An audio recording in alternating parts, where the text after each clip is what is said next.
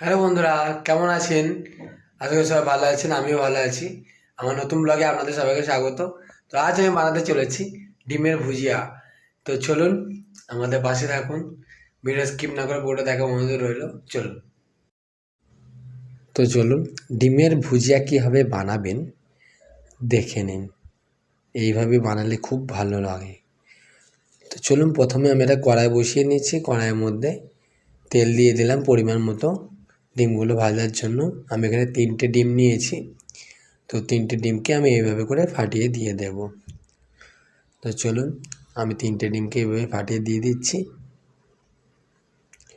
তো এর মধ্যে দিয়ে দিচ্ছি সামান্য পরিমাণে লবণ, আর কিছু দেব না।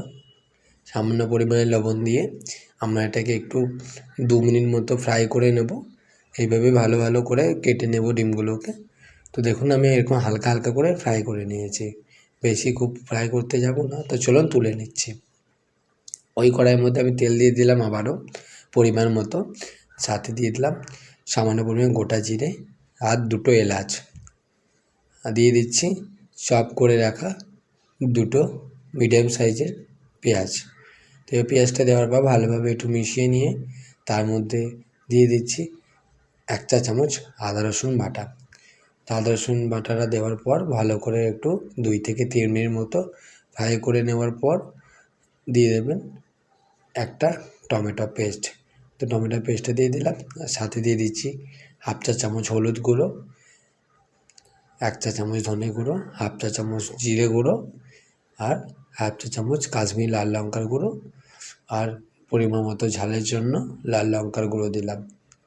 তো এবার এটা দেওয়ার পর মশলার মধ্যে দিয়ে দিচ্ছি পরিমাণ মতো লবণ। এবার দিয়ে এটাকে আর একটু জল দিয়ে আমরা মশলাটাকে কষিয়ে নেব। মশলাটা কষিয়ে নিয়েছি। তো এবার আমরা জল দিয়ে দিচ্ছি পরিমাণ মতো, বেশি জল দেবো না, গ্রেভিটা হালকা, এটা একটু মাখো মাখো হবে। তো এবার চলুন, ফ্রাই করে রাখা ডিমগুলোকে আমরা দিয়ে দিচ্ছি। তো ডিমটা দেওয়ার পর আমরা এখন 10 মিনিট মতো কুক করে নেব। তো তার মধ্যে দিয়ে দিচ্ছি কাঁচা লঙ্কা 4টে থেকে 5টা। এবার এটাকে কাঁচা লঙ্কা দেওয়ার পর 2 থেকে 3 মিনিট মতো মিশিয়ে নিন। নামিয়ে নিলে আমাদের ডিমের ভুজিয়া রেসিপিটা একদম রেডি। চলুন নামিয়ে নিই। তো দেখুন বন্ধুরা, আমাদের ডিমের ভুজিয়াটি একদম রেডি হয়ে গেছে। আপনারা একবার এইভাবে বানিয়ে দেখবেন বাড়িতে, গরম গরম রুটির সঙ্গে দারুণ লাগে। তো আজকের মতো ভিডিওটা আমরা এখানেই শেষ করছি। ভিডিওটি যদি ভালো লাগে অবশ্যই একটা লাইক, কমেন্ট আর ফলো করে দেবেন। আর এইভাবে আমাদের পাশে থাকবেন যাতে আমরা আরও নতুন নতুন ভিডিও নিয়ে আসতে পারি। তো চলুন, আজকের মতো টাটা।